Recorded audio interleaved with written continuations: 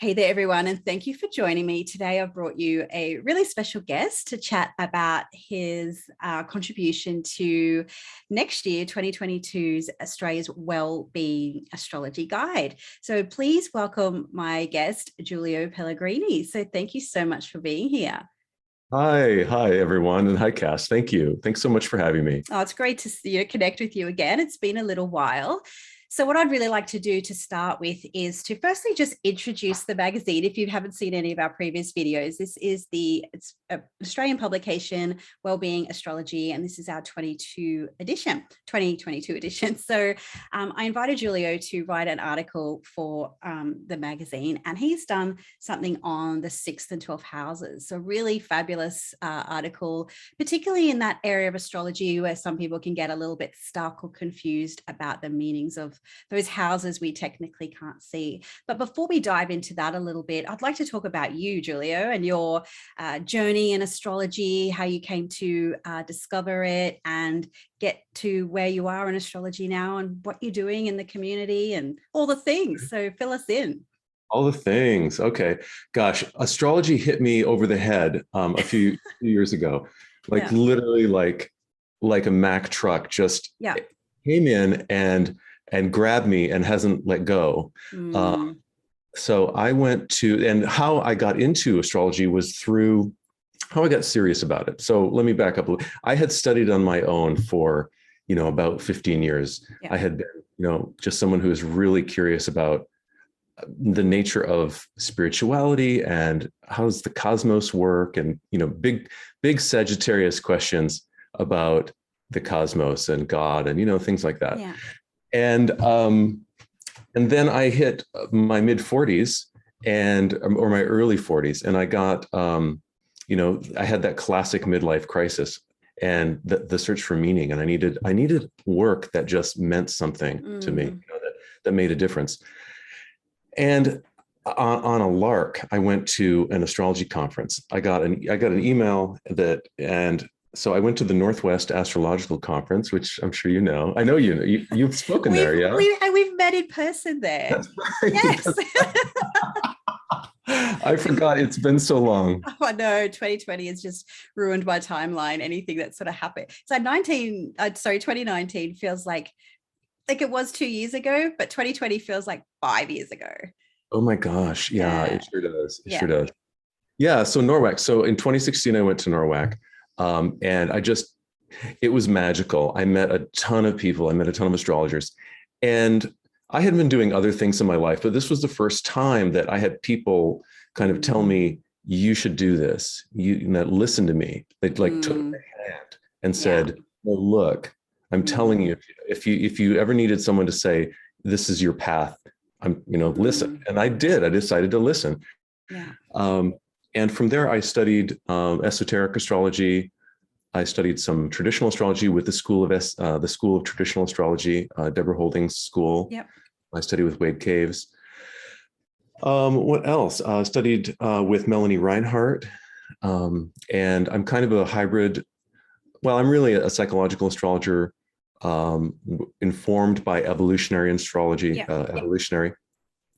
with, like some Hellenistic sprinkles on top. I mean, I'm not a Hellenistic astrologer, but I'm delving into ideas like sect now, and and I do look at profections and things like that. So I mean, shall I go on? And why not? I'm just so glad that you heeded that call, because you have been such a gift to the community through some of the work that you've been doing and this brilliant article that you've wrote. And obviously it's a testament to, there is such a, I don't know if camaraderie is a word, a connection or something tribal, but when astrologers get together and we speak a language that we may not be able to share in other places or other people don't understand, and we can be like, oh, you've got this in that side, I got this in this house, and it's like, oh, cool, we can be friends, or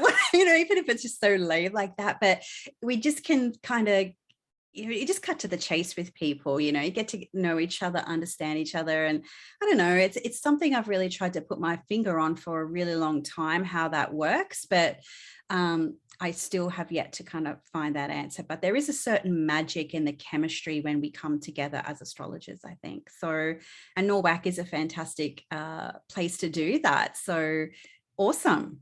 It is. Yeah. It is really special. There's something unique about the astrological community.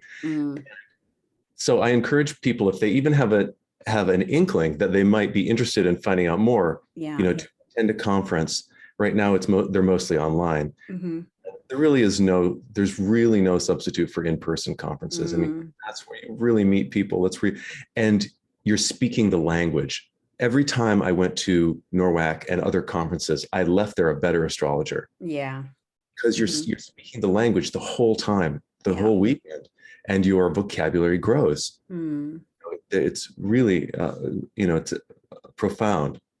Yeah, it's so true. I mean, I'm trying to learn Spanish at the moment, but here in Brisbane, it's just, it wouldn't be until I went to Spain or a different Spanish speaking country, like in South America or something like that. That's where your language actually grows, when you're with the people who speak it and you understand the colloquial terms and how the different sort of words fit together. And yeah, it's real similar to learning astrology is like learning a language in that way as well. So I know we could talk about it for ages.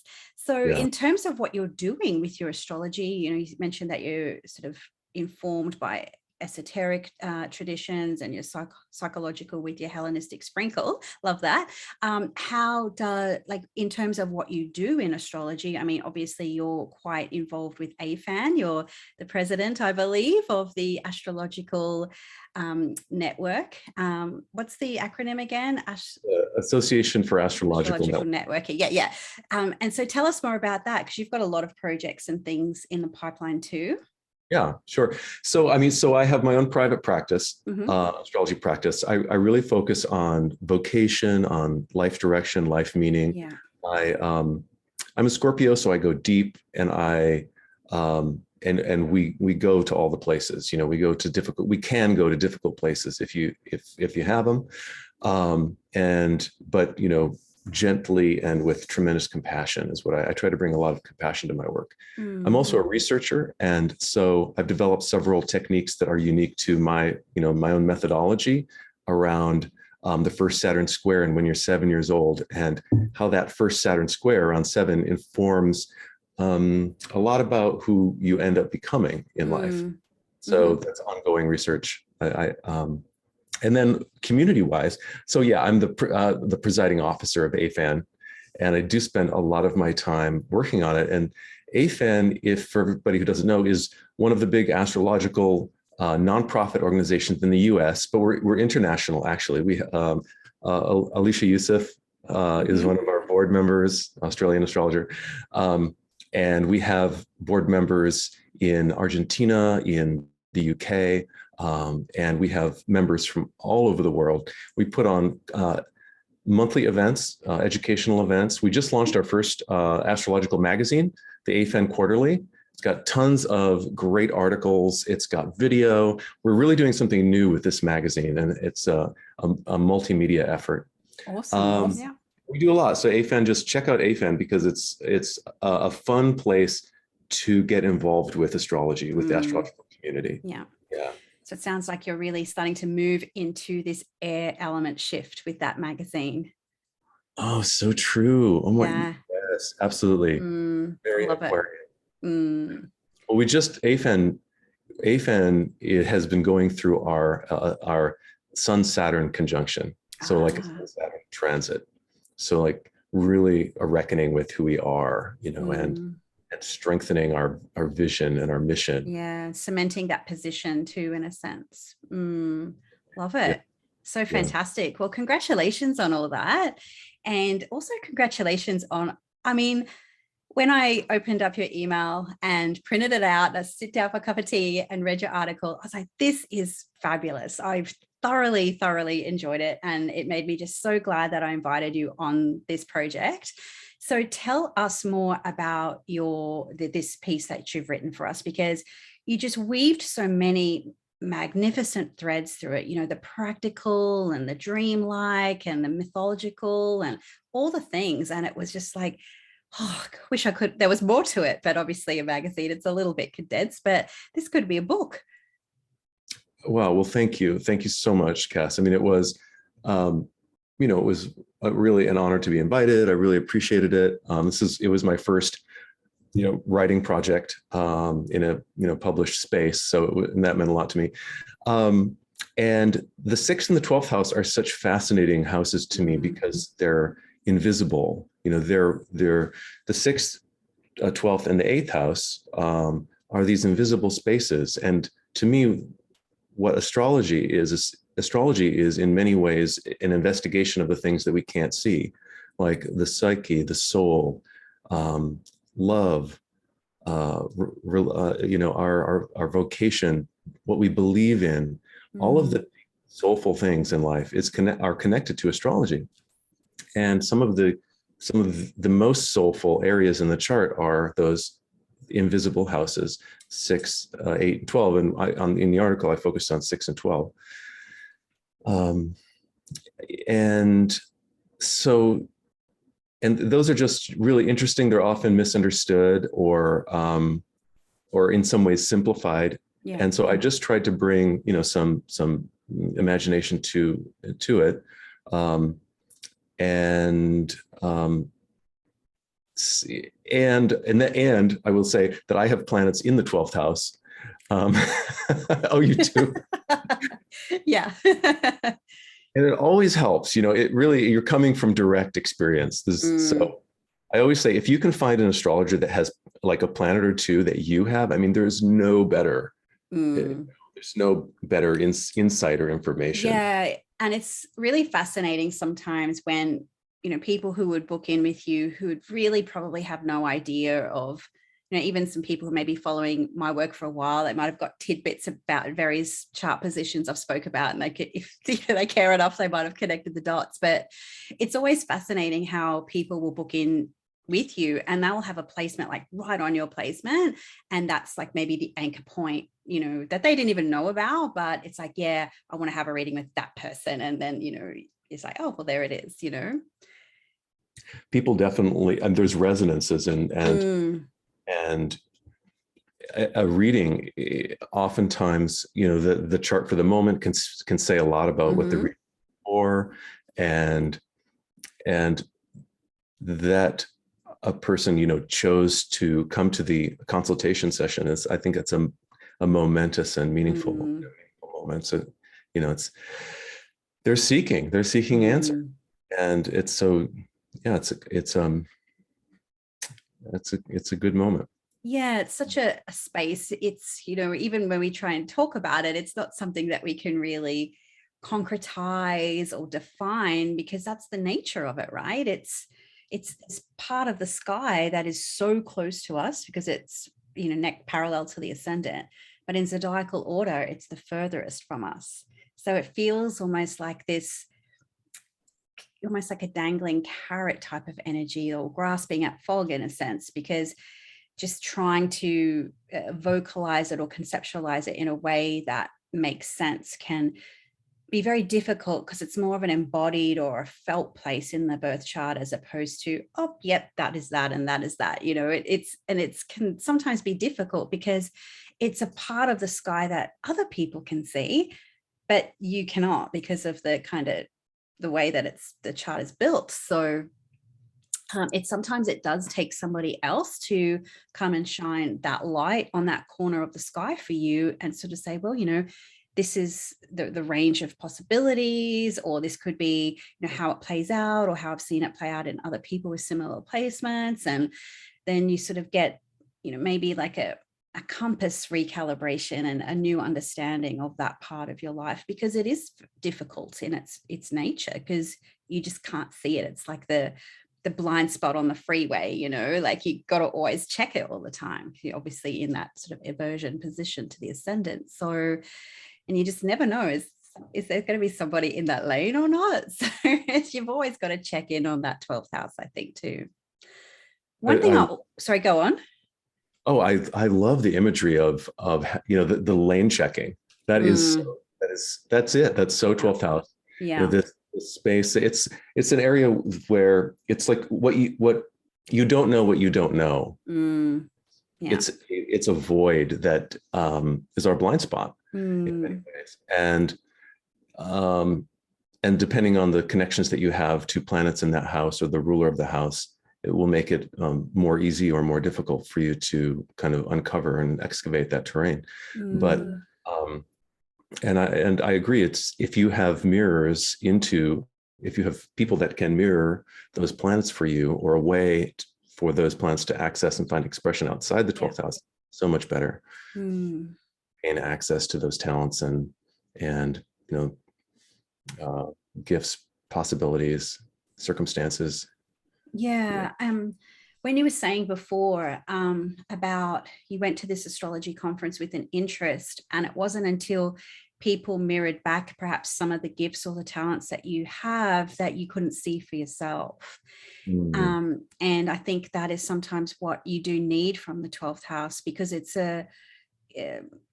astronomically a very visible part of the sky. It's starting to kind of rise up, right? Those planets, but where you're situated in that position of the ascendant, you can't see it. So you do, when we are on maybe that's like why car designers actually put a mirror there.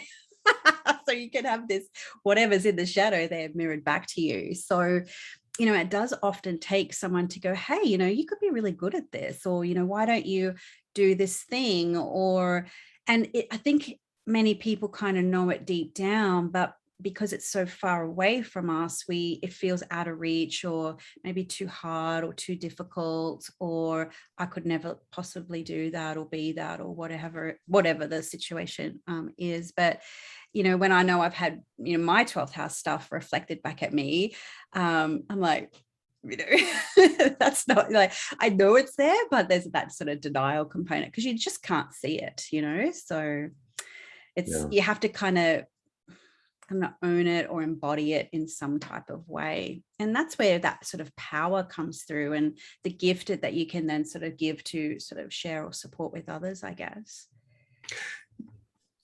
Yes. I mean, and it is interesting how you've said that it's planets that they are rising.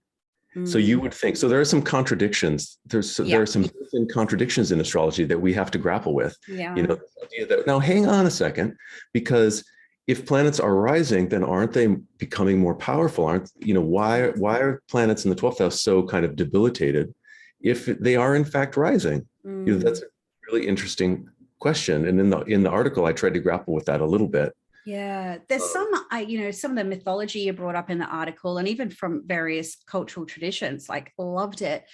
But I guess me being me, I look, whenever I'm in doubt about something with astrology, I'm like, okay, well, what is actually occurring in the sky when this stuff happens? And so, yeah, you've got this thing where these planets are visible, right? And so using zodiacal order, like the planets are going to move into that first house. I'm a whole signer. So, if you've got planets, let's just say in Pisces, and they're going to come down into that Aries ascendant. Now, most planets, of course, bar the moon, move slower than the sun. And so the diurnal motion is faster than planetary motion, the 24-hour sun around the globe type of thing, or us around the sun, I should say, but you know how it is with astrology. We're looking at it from our own standpoint. And so you've got these planets. So let's just say you've got, Jupiter in Pisces, right? In the 12th house. That's obviously a slower moving position than the diurnal motion of that 24-hour sun rotating around. So what happens is these planets in the 12th, their intention is to come toward you, is to light up your sort of spirit and soul and body and all of those sort of wonders of the first house. But then that diurnal motion comes and it carries that planet away from you, because the 24-hour sun motion is faster. So it's sort of almost, that when we start to then look into some of the mythology around the 12th house, there's often words like fog or mist, or this sort of, and even in the pre-dawn sky, or actually this isn't technically pre-dawn, but there are mornings where you might jump in your car, and if your car's not in the garage, then there might be dew or ice or condensation on it, and you're trying to get to work and you've got to try and, your eyes might still be a bit tired or what have you, and got to put the aircon on, the heater on, or, the windscreen wipers or what have you. And you instinctually know that road or that path because you've been there before, because that's the 12th house too. But you've got to put your squinters on. Maybe that's an Aussie term, but the squinters, where you got to sort of like look in until that mist gets cleared. And then it's not until you get to that sort of 11th house time of day where that visibility is there. So it's almost like the dew or the fog in that early morning. Of course, not every morning is like that, but I remember when I was in San Diego post NORWAC in 2019, I was explained, like, I think they call the May gloom and the June doom, or so, I don't know what it was. There's something to do with all the fog that's down in San Diego. Gray May and June gloom. June. Yeah. So, like, we don't have that. Well, where I live, we don't have those type of weather things. But I think in Oregon, you'll have, a lot of gray in the day, in the mornings and things like that. And it just depends. So, I think that's really the 12th house thing, isn't it? It's like, the visibility is obscured by something. Yes. It is. And I think it was Ptolemy. It's in the article, and I'm not remembering who said it. Something about injuring the emanations of the stars, like that planets rising at the position of the ascendant in the 12th house, before they're in the 11th or 10th, that the haze, the atmosphere itself, yes, injures the emanations of the planets, distorts their color, distorts their true form. The visibility is obscured of that planet. Yes. And so that may have something to. I'm buying it. I'll buy that. Yeah. Yeah, I tend to default, excuse me, to the diurnal motion thing. Like, I can, when I was, learning about all the different concepts earlier on, and, I think for me, and my Gemini stuff, I needed something that was maybe a little bit factual, or a data point, or something that I could actually see. I was like, okay, well, I get that. But I also love to sort of dive into all that sort of the myth around it, because I just think it kind of really fattens out the sort of the meaning or the conceptual or the philosophical components of that too. And I think when you can kind of, that's the brain food or the mind food of it all, when you can kind of think about all these moving pieces, but then how does it fit to my chart or my experience? And so it's never a clear-cut answer with the 12th house, is it? No. That's why it's so fascinating. And we've totally ignored the 6th. The what? Totally ignored the 6th. Oh, sure. We've just fallen into the abyss. The foggy abyss, yes. Yeah. So the 6th, how do you conceptualize the 6th being as different?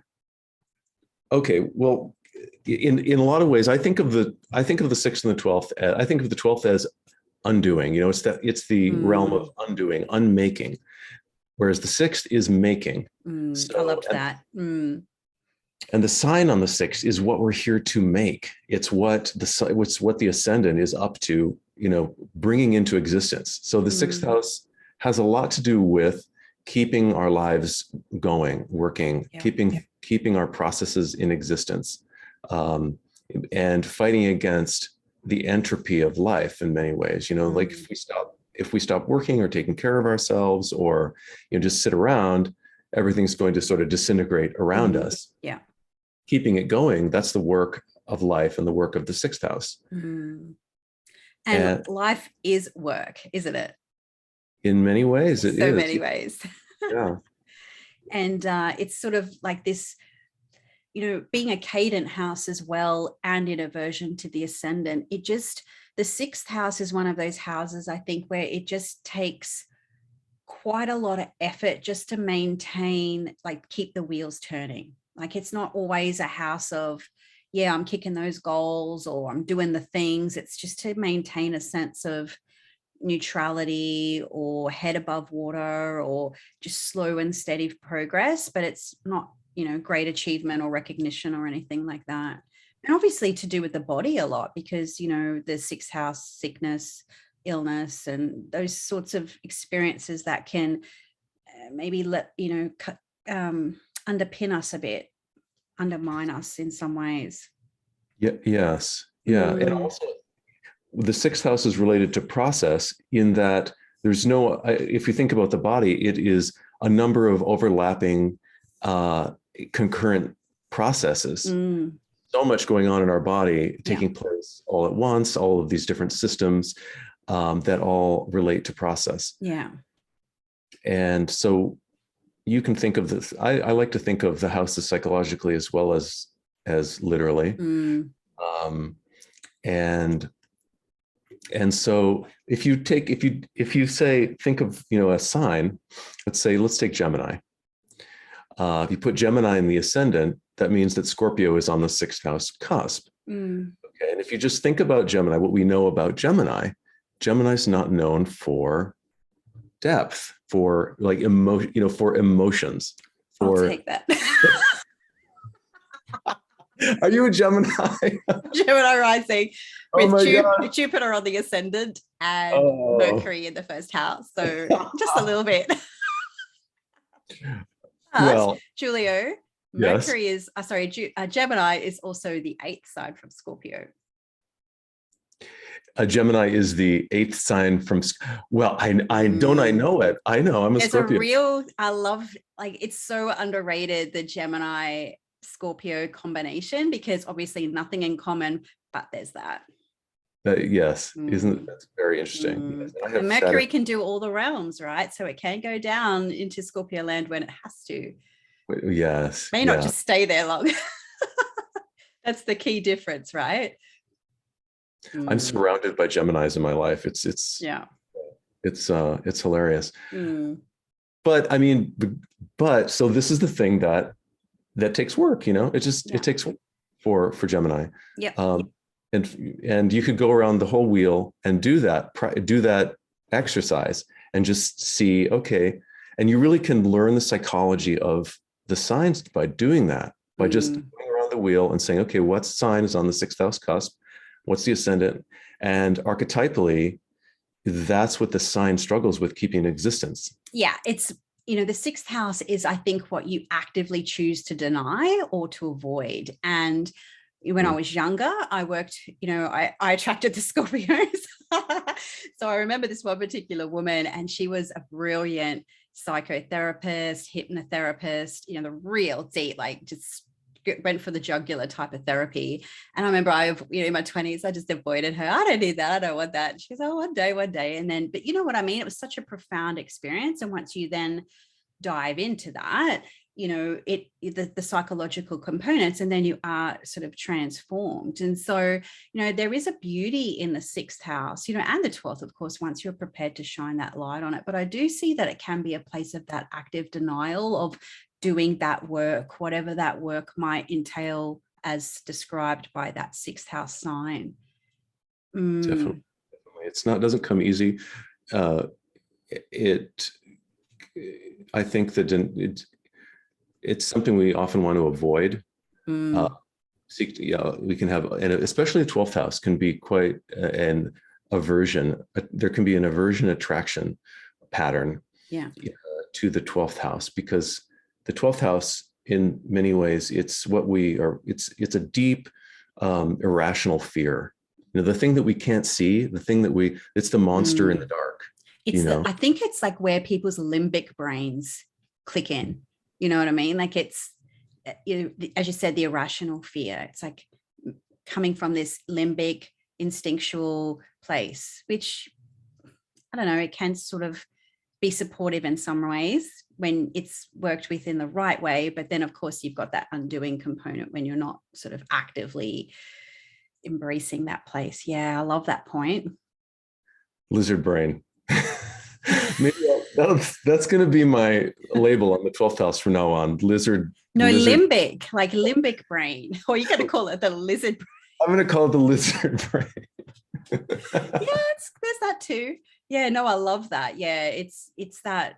And when you have those 12th house transits, like there, or 12th house perfection years as well, like that's where you're sort of invited, or these situations are thrust upon you. And it's like, okay, this is what's on the table for me for this period of time, and you just got to do it. Yeah. Mm. That's very 6th house as well. Just do it. Just get it. Yeah. Just Embrace our inner Nike. Yes. Yeah. Mm.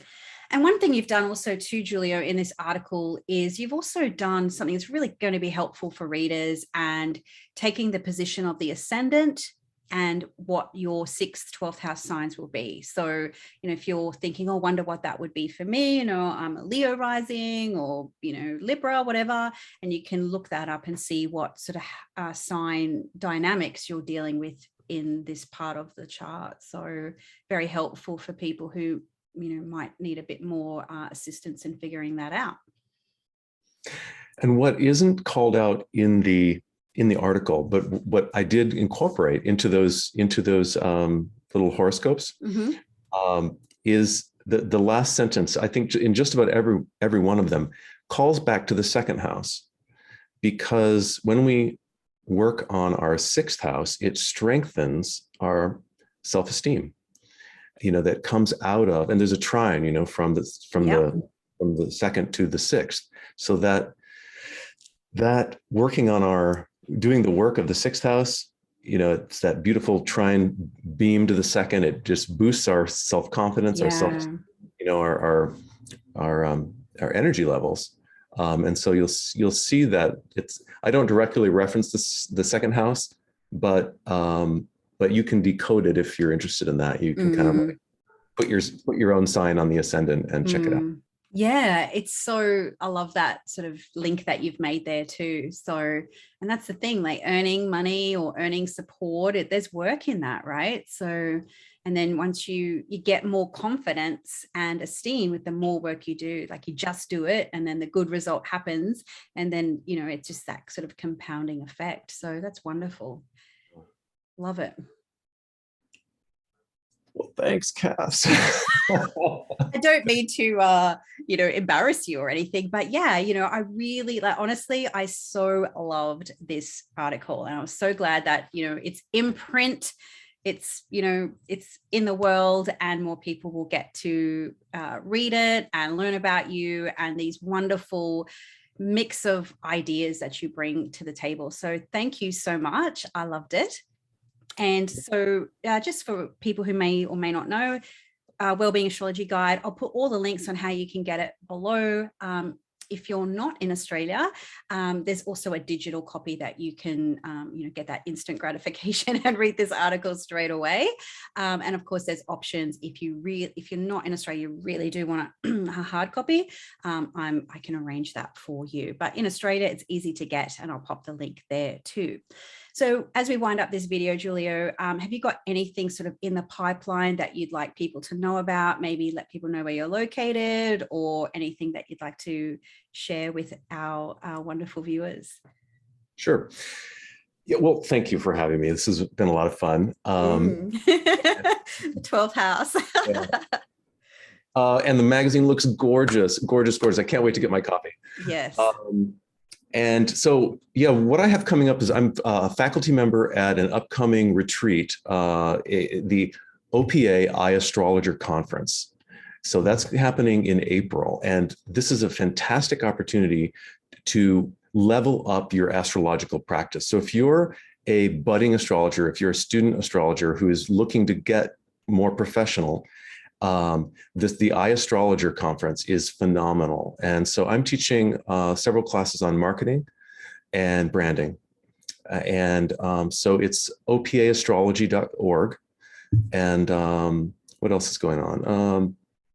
That's the major thing that I have coming up. And then AFAN, join AFAN, afan.org.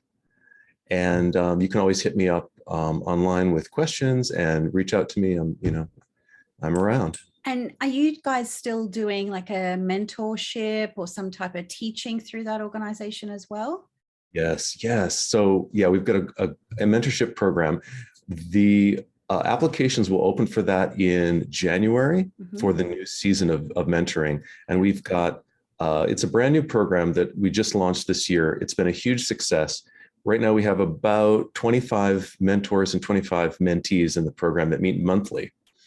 And we've been getting rave reviews and people seem to just be really loving it. I've heard some brilliant feedback from it too. So congratulations. That's great. Thank you. Yeah. Awesome. And what about ESA? Are you going to the Colorado conference next year, or speaking, or going? I'm not speaking, but I'm going. Yeah, I'm going. We're going to have an AFAN booth. Excellent. I'm going to be grabbing everyone by the lapel and saying, "Join AFAN." You know, you'll see me. How could they resist? I hope so. Yeah. Are you going to be there? I want to be there, but I've had to pull out of speaking.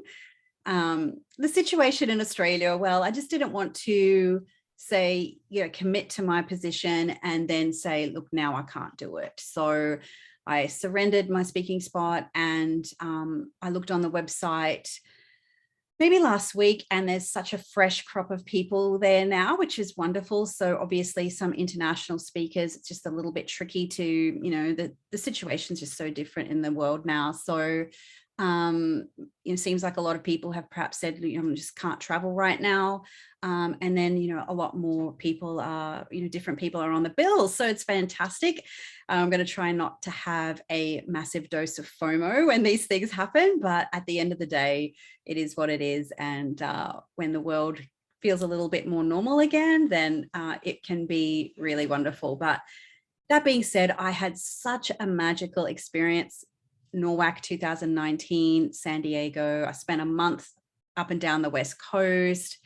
It was Jupiter and Sagittarius. It was so good. And I've had so many magical memories I created that time, and, met people like yourself, Giulio, and so many other people. So I'm just going to hold that in my Cancerian heart and wait for the next time that we can do those things again. So yes, the answer is no. Well, it won't be too long. Yeah, it'll happen. Just maybe not next year. All right there. Well, everyone, thanks so much for joining us. And hopefully you've really loved learning more about Giulio and some chitter chat about the 12th house and what's coming up in the astrological world. So until next time, thanks for joining us, and I'll see you then.